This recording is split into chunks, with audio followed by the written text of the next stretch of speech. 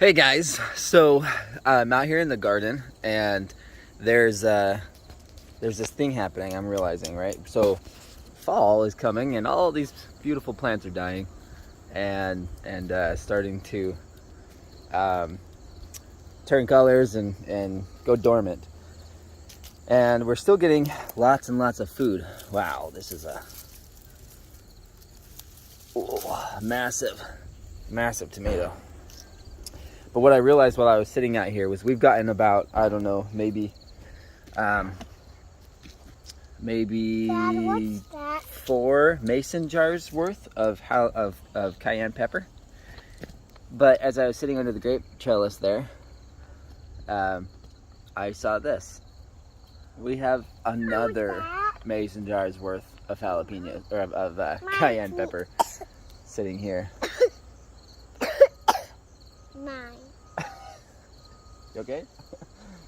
So what I'm going to do is I'm going to go ahead and harvest this, and then I'm going to show you guys how I grew these, because this is let's count here. We've got 1 2 3 4 5 6 7 8 9 10 11 12 13 14 producing jalapeno plants just right here, and these are what have given me 4, maybe 5 mason jars worth of jalapenos, and I've dehydrated them, and we do actually have a couple that are producing around this bed too, so we could count up a little bit. Oh wow, look at these guys.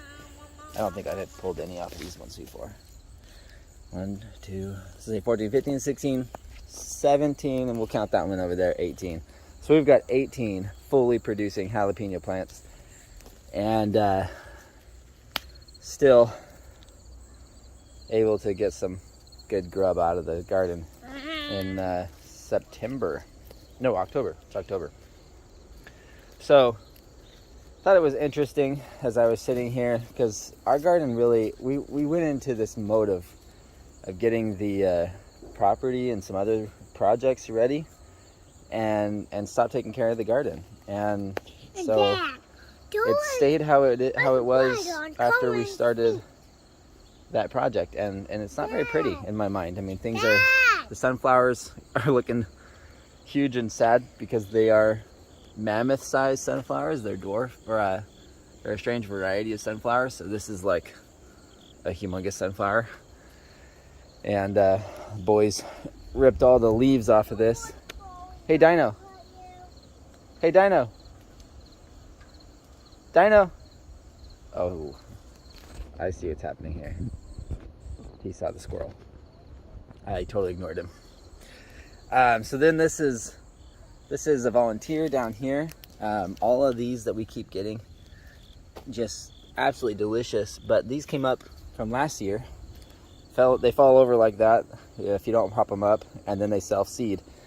And I've just been letting them self-seed because they're delicious, and I get to munch on these when I'm out here in the garden, and they spread a little bit wider, and it just gets really cool. But what I've noticed is this no maintenance policy in my garden. People tell me all the time, "Oh, the back to Eden doesn't work. Nitrogen, wood chips." What is it? I want you to try it. A smoothie? Yes. You just make one? Yeah. I want you to try it. Okay, let me try. What's it made with? Just taste it. What's in it? Just taste it.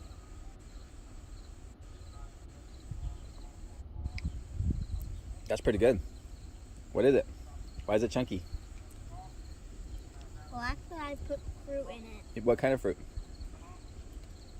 I don't know what it's called. You don't know? But Was it in the house? Yeah. What's the white chunks? that's little bananas.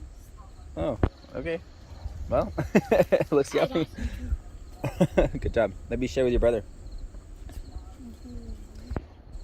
So people tell me all the time the back to Eden doesn't work, right? And that there's this nitrogen issue. And while the plants that I have neglected are looking sad, mostly because of the time of year, and this just no cleanup policy that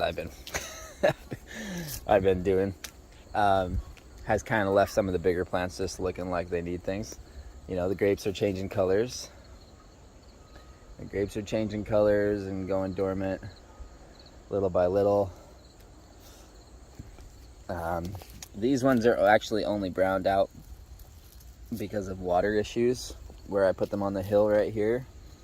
And my rosemary's is nice and tall and strong, and that one's doing good, but some of these flowers got sunbaked.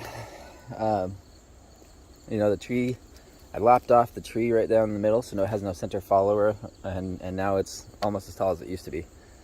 And I think I shared a video of that. This whole tree, the trunk, came all the way up to here before it started to split out in limbs. And what had happened is in the freeze-thaw cycle, right here, it froze, or thawed and then froze again, and it totally died. But what I noticed was there was some undergrowth starting, which particularly these branches here, and I was like, interesting. So everything on the top, whole half, all those branches, the entire tree was dead.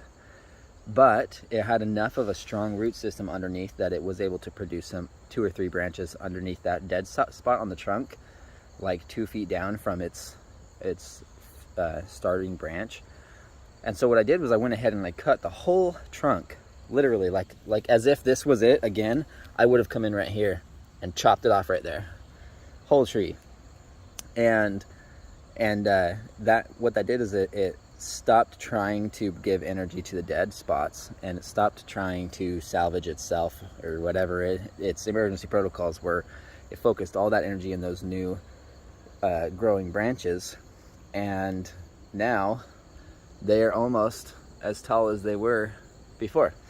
This tree was taller than me, and it's not quite there, not quite taller than me, but it's almost getting there. So this is what I'm saying. So there's lots of things going on with the garden, and lots of stuff that I could have done to improve that we just didn't get to this year. But incredibly enough, we still get food out of this with no maintenance. I don't do anything in here. And this is what's cool too. As I was saying, people tell me the Back to Eden doesn't work. Well, this right here is called mycorrhizal fungi. This is the bee's knees, the white stringy stuff that you see in there. That is what makes the Back to Eden so strong. Then, when you actually get into the soil here, hold on. That's not a good spot. That was drier than I expected. Let's go to a spot we don't walk on, because we're in our walking paths, we're squishing it down all the time, right? So that had lots of mycorrhizal, which is also another reason to use wood chips in your path, because it doesn't cut off the mycorrhizal between paths. So the mycorrhizal can transfer from bed to bed to bed and just be one whole network underneath everything, sharing nutrients, moving things around. So this is a fluffy spot in the garden. This is one of my favorite spots. We haven't planted anything here yet. I don't know what you found. Ooh, but look at that. Look, worm. Want a worm? So this spot in the garden up here, we actually started with 13 inches of wood chips. Worms. Why are there a bunch of worms in there? Because it's Back to Eden garden, buddy. Look how black and rich that is. Like, that's so cool. So I'm not even to the soil yet. Something that's interesting is people don't realize that when you do mulch, most people think that you need to work from the soil level down to amend the soil and to get things to function properly. But that's not how nature works. The soil, the bugs and the microorganisms in the soil will actually bring some of those soil layers up through the mulch, like you're seeing right here. This is 13 inches above the soil level, and you're seeing all this dirt. Lots of decomposed wood chips and other things, and some of this has been moved up. And so my soil level that used to be right here has been amended down and amended up, and my plants are planted right there in the center. In the dirt, and so all the root systems are getting access to everything that's going on both sides of the spectrum, which is just super cool. Mom, Dad, I found a worm. And there's lots of worms. So this is just an example. Like, let's pick another random spot. Oh wow, look at this dino. What? There's 1, 2, 3, 4, All worms. 5. Worms all over. So now let's go pick another random spot in the garden while he hangs out with the worms. Let's go. Let's go this way. You know what? Let's do it in the path again. Let's pick. This is right in the doorway. Right? We walk right here nonstop. Baby loves it. Good. Thanks for sharing with him. Here, you want a strawberry?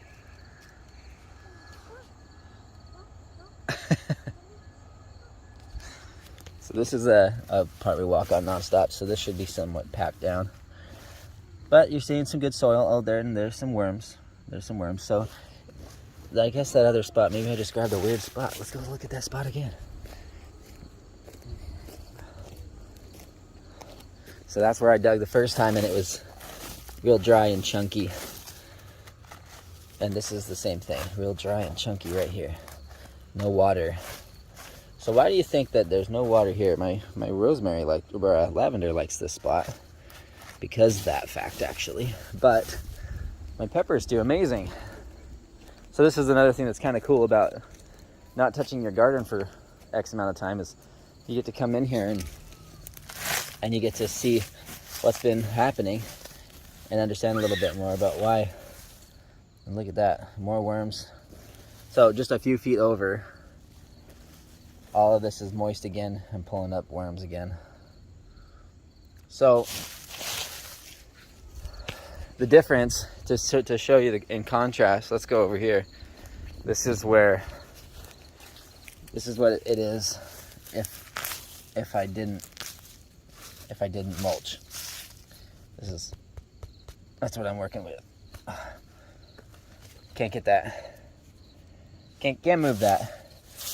I mean, it cracks all the way down to the other side where the hugel beds are, and it just all kinds of gnarly clay dirt. So, and right here by my elderberry, and we got some more ghost peppers over here. The elderberry, I have a little bit of exposed soil, and we just sowed some stuff earlier. I forgot what it was, but this exposed soil right here is all dry. But regardless, it's still soft, still nice, and I can dig through it because the moisture content on either side and the microorganisms working their way through it periodically still allows that small strip of exposed soil to be semi-soft. So there's still an action happening because of the back to Eden method. Now, about right here, as we start going in this way, this is where we stopped doing 12 inches, and we started just dwindling, trying to spread it out so that we could get as far as we could and come back later with the top dressing. But we never got the top dressing, so this is where you start to see the weeds. Notice there's no weeds on this whole half of my garden. But then right here where we start to taper off below 12 inches, now the weeds are here. And notice how everything is growing phenomenally in the 12 inches. But as soon as we start to taper off, the peppers are sad. They didn't grow well.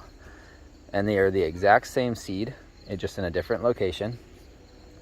And these watermelons are doing okay, but they're kind of right on the brim. Look at the size of that thing. Whoa, that's crazy. So right here, we stopped planting because we knew it was going to be too shallow. So, oh wow, look at that. My elderberry spread all the way over here next to another watermelon. So if I just dig here, let's see what the soil's like under. This is about 4 inches.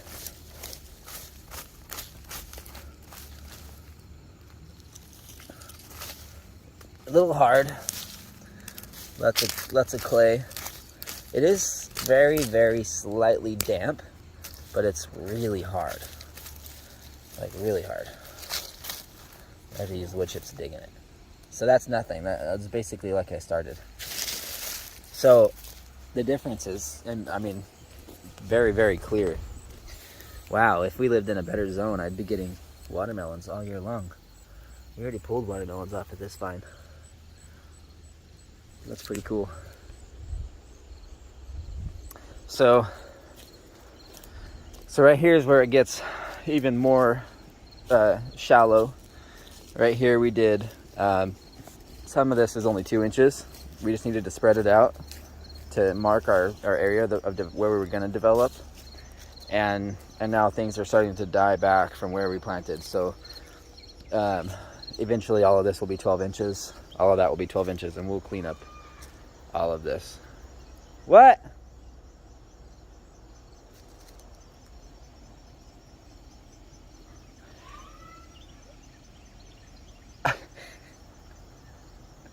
I don't know what he's saying.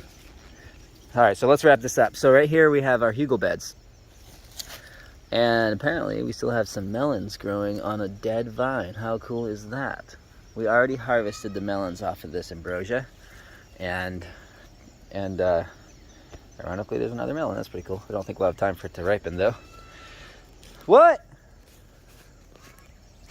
So right here, what you'll see is there's nothing on the top of this mound. There's some wood and some things. This is all hugel culture. So this one right here was wood chipped, and these two were straw. The wood chips are too heavy and the rain washed them all off onto the sides. The strawberries absolutely love the hugel mounds. They went crazy. And then I let that mulch do what it did, again, with my no-touch philosophy, just to see if they would function well. And eventually what happened was, with no mulch on the top, it started to dry out all of the existing strawberries, and the moisture could not transition up to the top, and so now we have these dead strawberry plants.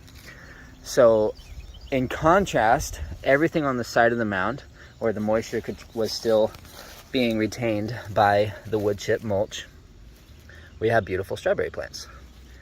We were getting strawberries off that, you know, and I mingled in some sage between them all, and these were huge strawberries. I mean, these one leaf was this big, and so they were doing just amazing. But then one storm after another, as the mulch moved off, the health of the strawberries diminished. So they actually start to trail out and come into the path because they're following that moisture trail. Yeah?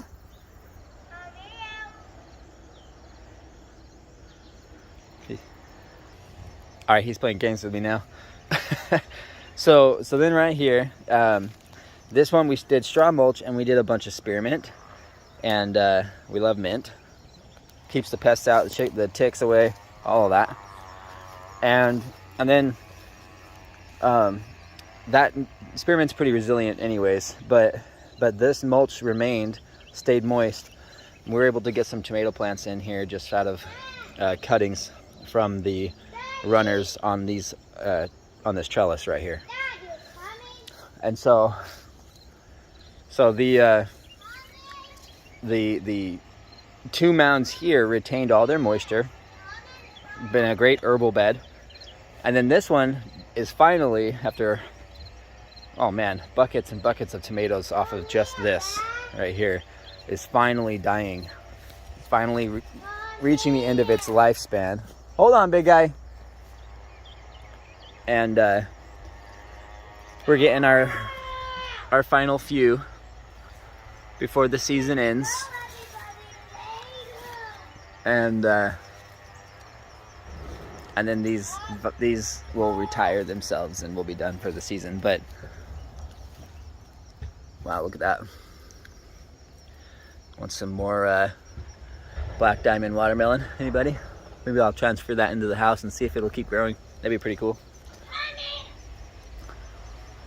So that's how things have been going in the garden. Totally letting nature take over on accident and on purpose. I don't maintain it because I am just so busy with other things going on, and we've really, while we love Lulu's Garden, we really have a bigger ambition than just Lulu's Garden. Lulu's Garden is our showcase for next year, hopefully, to show people that you can do this in your backyard with next to zero maintenance. And mind you, almost everything I showed you, I'll count actually. Let's see. The grapevine trellis, the trees, and the elderberry, the only things I bought in this entire garden. Everything else that you see here, 100%, everything that we've harvested, looking back through our Instagram, if you see all those harvest photos and videos, all of this was 100% free. So when someone tells you that it costs more to grow lettuce than buy lettuce, they're lying. They don't understand the concept. They're adding fertilizers. They're getting bags of soil instead of the soil right here, where it's rich and plentiful. And I mean, look how soft this is. Oh my goodness, holy cow. That was 2 inches of wood chips. See how far down I just dug? If that's not perfect seed medium, I don't know what is. So people just don't know what they're talking about anymore. It's become this disconnect from what nature actually needs to live. And we go through all this science, and we get into all these like details about the NPK values and the mulches and the variety of different options that you can till up into your soil and amendments, testing it for things. Why not just let nature restore itself and step out of the way? If you look at my lawn right here, this lawn is what all of my garden used to be. Look at all of these weeds. This is random dandelion, there's plantain, there's clover in here, there's ground ivy in here. There's a variety of random things that just pop up. This is not grass, okay? All of this right here, where some of those things have popped up, those are actually medicinal plants that popped up. All the things that are right here, where there's no weeds at all, was the same exact conditions. But if I pull this back, and look how hard that is. Look how hard that is. That's like, I can't dig in that unless I really, really force it. So to say now, you saw how soft it was right there, just with only 2 inches of wood chips. It's really a disconnect. That's the problem. People just don't understand that nature will remedy and fix itself.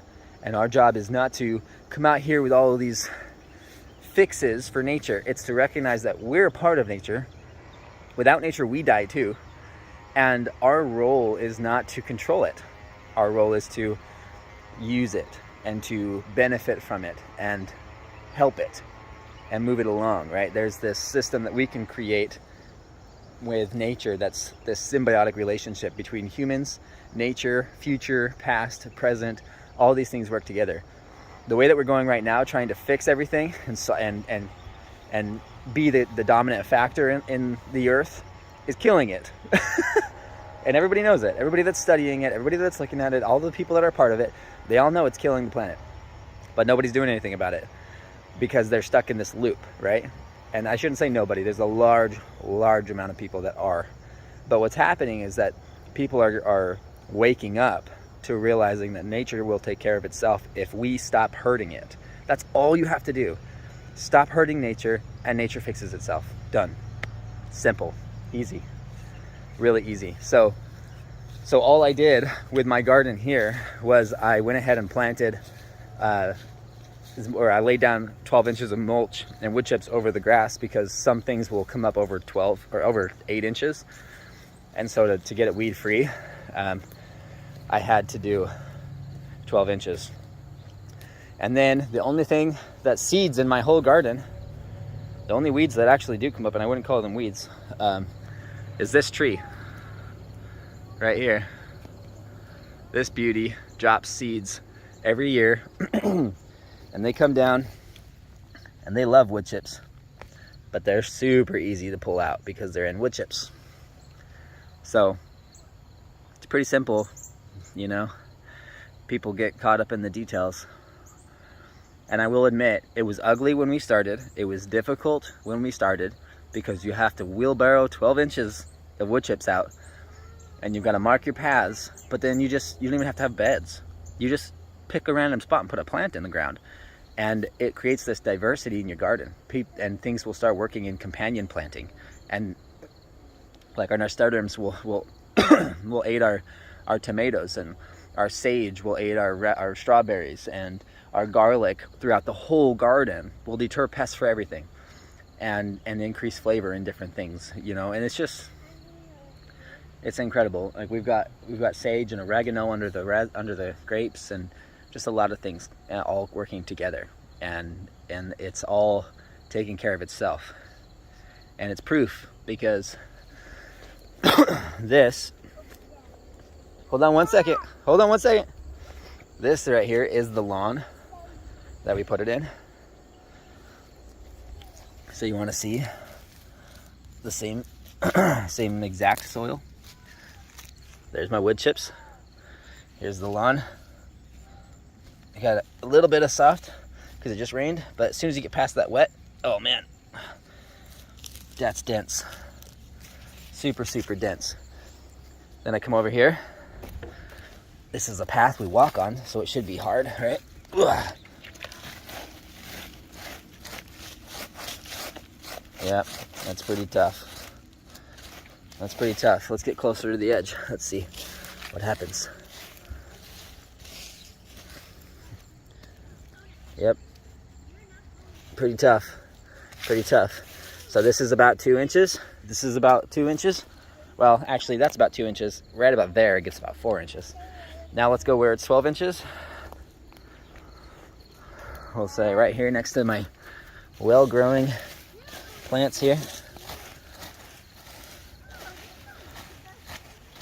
There it is. Nice and black. This starts to change colors, gets rid of the clay. It's still a little bit dense right here because there's no moisture. I don't water my garden. So if I take a thing and dig that up.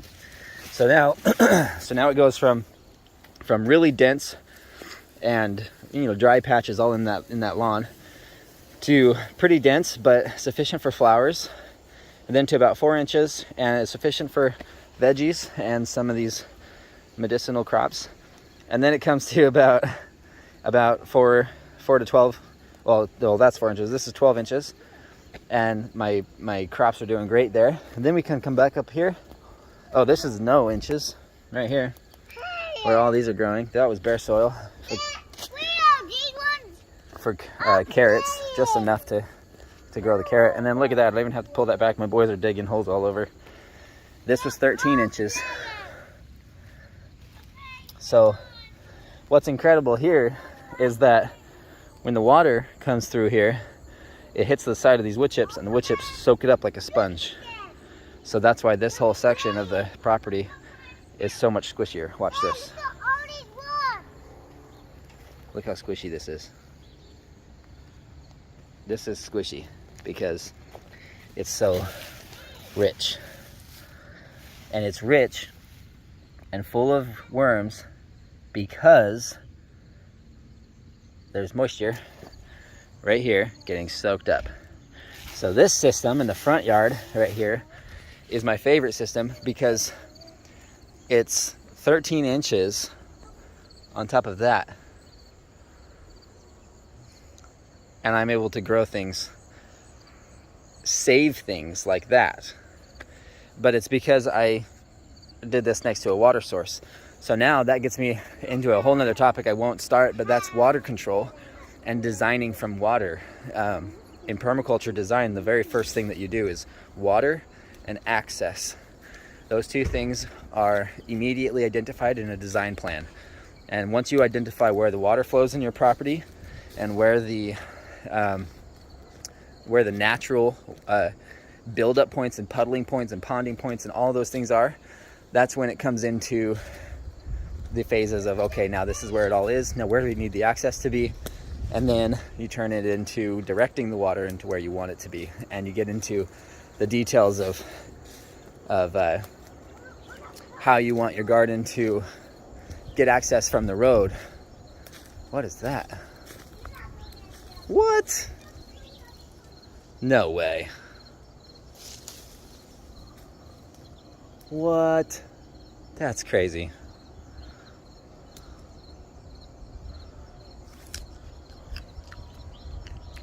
Huh.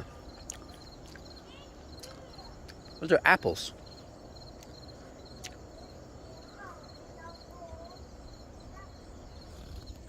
I guess I have an apple tree. I didn't know that. All right. Well, anyway, the moral of the story, what I'm trying to tell y'all is that it's stupid easy. It's free. Nature grows itself. Just look at what nature's doing. If you try to be the one that's in control, you're probably gonna do it wrong. And yes, nature can get ugly. Nature can die. Nature does get just overbearingly weedy. Like this is ridiculous. This is all useless, and it's all gone to seed. So it's all gonna produce more. But what I get to do is I get to come in here, I get to weed all of this, and then I get to turn it into up there by my front yard. Because what's cool is that I know the water pattern. The water flows down right here in front of my hugel beds. It comes down right here, and then it spills into this weed patch. Why do you think all that's growing so abundantly around me? Natively. It's because that's where the water goes on my property. So when I plant my orchard right here, it's going to be one of the most prolific orchards on the whole property and projects that I have around my area, because I'm in control of where I get to put my orchard, and I know, because of my education, where that orchard needs to be, because I know where the water goes, how to see the water flow. And so I get to turn this big ugly thing, big ugly patch of nothingness and dead weeds and briars and stuff into a beautiful landscaped orchard when I get the time and energy to come back out this fall and cut all this back. And it's all pretty easy, especially when the leaves die. So don't get discouraged. If you don't have a garden yet, I suggest finding the spot that the water accumulates in your property and plant just next to it, and use some mulch or some wood or some wood chips or some straw or grass from your lawn or some kind of mulch. Don't till it. If you till it, you ruin it. And I know that's contrary to the farmland that I live in, but don't do it. And we can talk about that more later. But that's what I started with. So you see my results, and it's not the prettiest thing in the world because of lack of maintenance. If you plan to maintain it, I literally only come out here to harvest.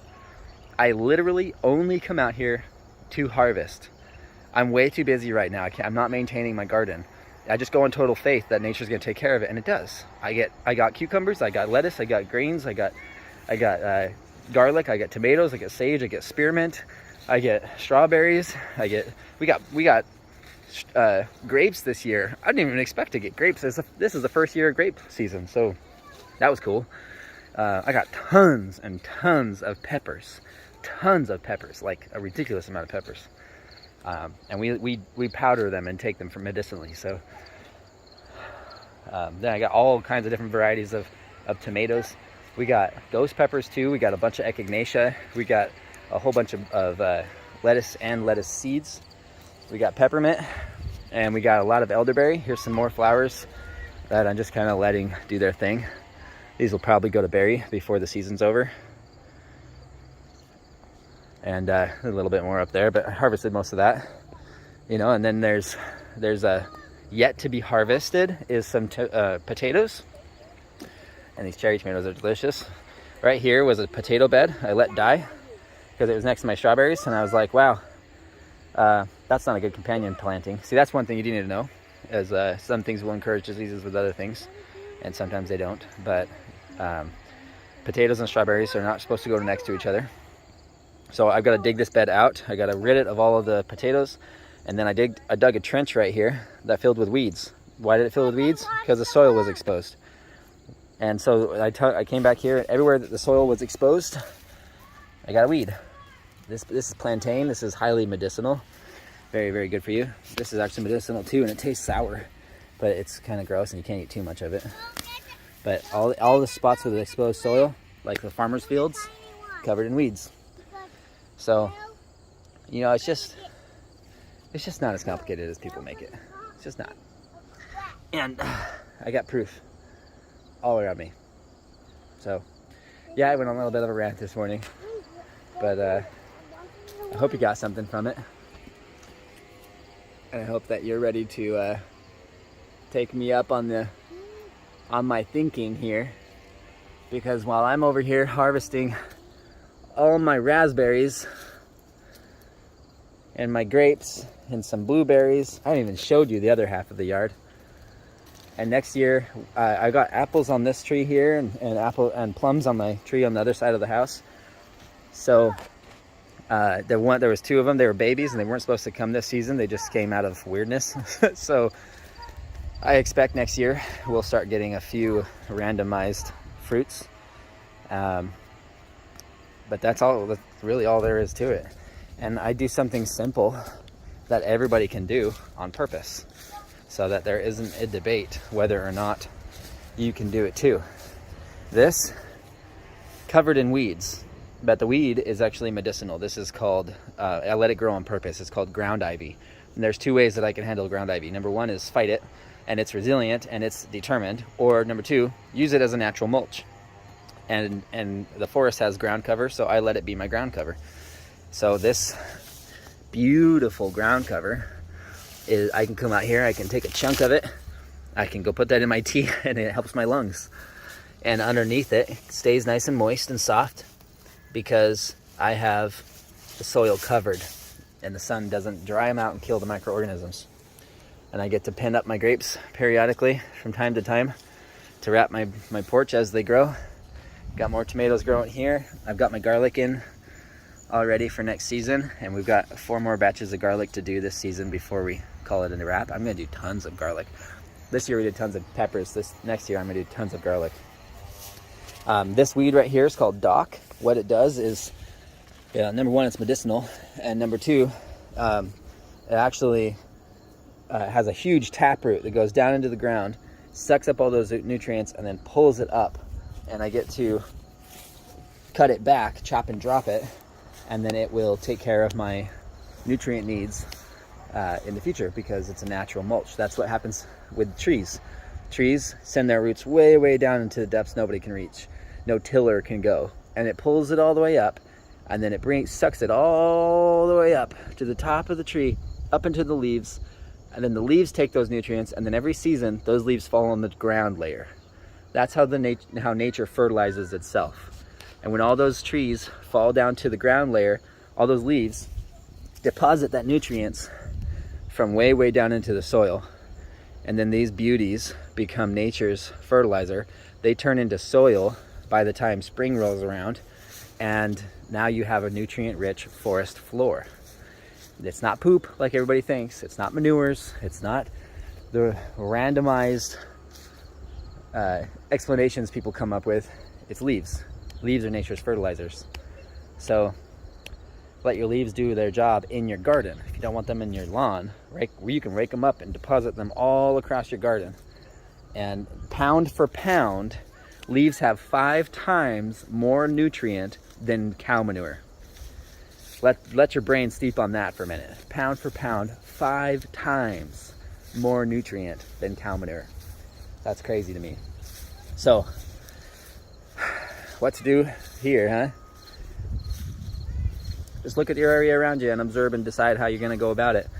And right now everything's dying back, so it's a really good time to get ready to tackle the weeds and make something beautiful and productive. Have a good day. I'll end my rant right here. I'm gonna eat my tomato.